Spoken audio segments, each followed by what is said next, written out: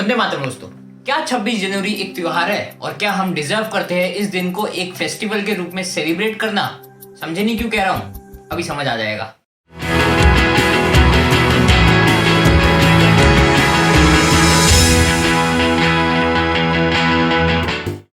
सबसे पहले ये जानते हैं कि गणतंत्र दिवस, जिसको हम रिपब्लिक डे बोलते हैं, आखिर ये है क्या, हम इसको सेलिब्रेट क्यों करें? गणतंत्र का मतलब होता है द रिपब्लिक, और इसी वजह से आपके पासपोर्ट पे लिखा जाता है रिपब्लिक ऑफ इंडिया, जिसका मतलब होता है भारत गणराज्य। और 26 जनवरी 1950 यानी कि आज से 71 साल पहले इसको लागू करा गया था, मतलब इसको ऑफिशियली अनाउंस करा गया था, जिसमें freedom of speech, freedom of religion, freedom of equality और भी कई सारे अधिकार भारत के सभी नागरिकों को दिए गए थे। लेकिन आज इन्हीं राइट्स का मिसयूज हो रहा है। लोग सोचते हैं कि जो उनके मन में आए वो बोल सकते हैं। भारत तेरे टुकड़े होंगे से लेकर देश में ही देश से आजादी के नारे लगाना क्यों याद नहीं आ रहा? ये वीडियो देखो। भारत तेरे टुकड़े होंगे, इंशाअल्लाह, इंशाअल्लाह। भारत तेरे टुकड़े होंगे, इंशाअल्लाह, इंशाअल्लाह। और उनके हिसाब से वो ये सब इसलिए कहते हैं क्योंकि भारत का संविधान खतरे में है और वो उसको बचाना चाहते हैं। लेकिन क्या हमारा संविधान उतना कमजोर हो गया है कि कन्हैया कुमार से लेकर चंद्रशेखर रावण से लेकर राकेश टिकैत तक ऐसे और कई बुद्धिजीवी हैं जो आए दिन नारे लगाते रहते हैं और संविधान को बचाने की बात करते रहते हैं? ये जो 40 साल के युवा हैं, जो हम जनता के पैसों से पीएचडी कर रहे हैं और बोलते हैं कि मोदी सरकार हम मेजॉरिटी की आड़ में कोई भी बिल बिना सोचे समझे पास करती जा रही है, इन बुद्धिजीवियों से मैं ये कहना चाहती हूँ कि भारत के संविधान में आर्टिकल 32 है, जिसमें किसी भी व्यक्ति या कम्युनिटी को ऐसा लगे कि जो बिल पास हो रहा है वो उनके हित में नहीं है, तो आप आर्टिकल 32 के साथ उस बिल के खिलाफ सुप्रीम कोर्ट में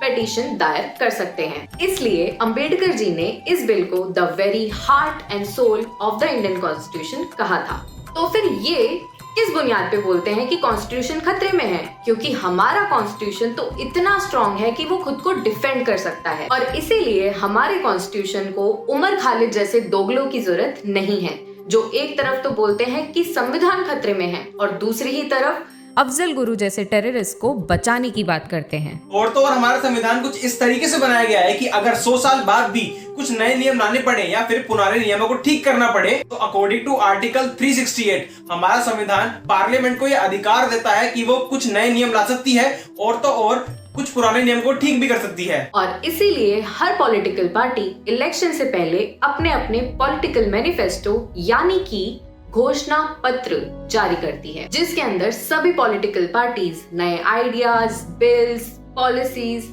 स्टेटमेंट्स पास करती है कि अगर जनता ने उनको वोट दिया और वो जीते तो वो देश के डेवलपमेंट प्लान को किस तरह प्रपोज करेगी। जैसे कि बीजेपी ने अपने घोषणा पत्र में मुद्दे जैसे कि राम मंदिर निर्माण, बिल्स जैसे कि सीएए और नागरिकता कानून, जम्मू कश्मीर से आर्टिकल 370 और 35A हटाना, बुलेट ट्रेन, वुमेन एजुकेशन, गांव-गांव बिजली, सड़क और गैस पहुंचाना, और ऐसी कई चीजें थी जो उनके मैनिफेस्टो में ऑलरेडी मौजूद थी, और यही रीजन था कि देश की जनता ने उन्हें और उनकी पार्टी को चुना। लेकिन अब बड़ा सवाल ये है कि ये मैनिफेस्टो, जिसमें इतनी पावर है कि ये एक पॉलिटिकल पार्टी की आइडियोलॉजी सेट कर सकती है, क्या ये आप और मेरे जैसे कॉमन लोगों तक पहुंचती है? चलो मान लिया कि पहुंचती भी होगी, लेकिन ये 45 पन्नों का मैनिफेस्टो आपने कभी पूरा पढ़ा है? वेल, हमने इसे पूरा पढ़ा है और इसमें साफ साफ मेंशन्ड है कि मोदी सरकार किसानों की आय को दुगनी करने के लिए कृषि कानून में सुधार करेगी। और अगर एक पॉलिटिकल पार्टी ने कहा है कि वो ऐसा करेगी और लोगों ने उसकी बात सुनकर उसको वोट भी दिया है,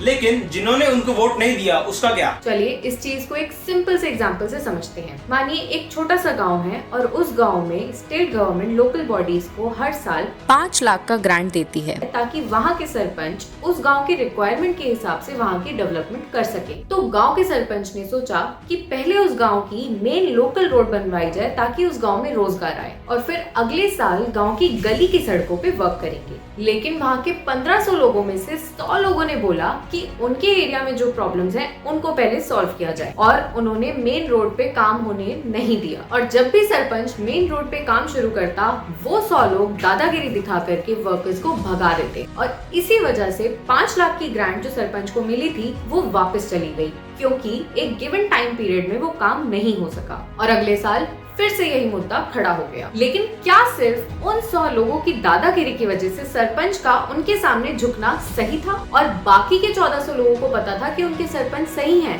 लेकिन फिर भी वो उनके साथ खड़े नहीं हुए। क्या वो सही था? कुछ इस तरह अभी रिसेंटली हमने फार्म बिल्स और सीए के टाइम पे देखा, बीजेपी के मैनिफेस्टो में दोनों चीज मेंशन थी और वो सीए को इम्प्लीमेंट करने वाले थे जहां उनको अच्छा सपोर्ट था। लेकिन जैसे हमने आपको बताया कि किसी व्यक्ति को या फिर कम्युनिटी को लगे कि कोई बिल उनके या फिर उनकी कम्युनिटी के अगेंस्ट जा रहा है, तो वो अपना आर्टिकल 32 यूज कर सकते हैं और सुप्रीम कोर्ट में जाके पिटीशन फाइल भी कर सकते हैं। और इसी वजह से 4 महीने तक चलने वाला सीए प्रोटेस्ट एक परफेक्ट एग्जांपल है कि हमारा संविधान विनिंग पार्टी और उसके वोटर्स के साथ तो है ही, साथ ही उन लोगों के साथ भी खड़ा है जिन्होंने विनिंग पार्टी को वोट नहीं किया। और रिसेंटली 3 महीने से चल रहे फार्मर प्रोटेस्ट में भी ऐसा ही हुआ। पूरे देश के किसानों को ये बिल पसंद आया, लेकिन पंजाब और हरियाणा के कुछ किसानों को ये बिल बिल्कुल पसंद नहीं आया, जिसके खिलाफ वो अभी तक प्रोटेस्ट कर रहे हैं, जो जारी है और पता नहीं कब तक चलेगा। लेकिन अब एक सोचने वाली बात भी है, एक तरफ मेजोरिटी है जो चाहती है ये बिल पास हो और इसलिए उन्होंने इस बिल को पास करवाने के लिए उस सरकार को मेजोरिटी के साथ जितवाया भी, लेकिन फिर उस बिल को अपोज करने के लिए कुछ 1-2 लाख लोग आ गए और वहीं फेवर में 1-2 करोड़ लोग होंगे, लेकिन फिर भी सरकार को उन 1-2 लाख लोगों के सामने झुकना पड़ रहा है, क्योंकि ये राइट्स हमारे संविधान में हर एक व्यक्ति को मिले हैं कि वो किस तरह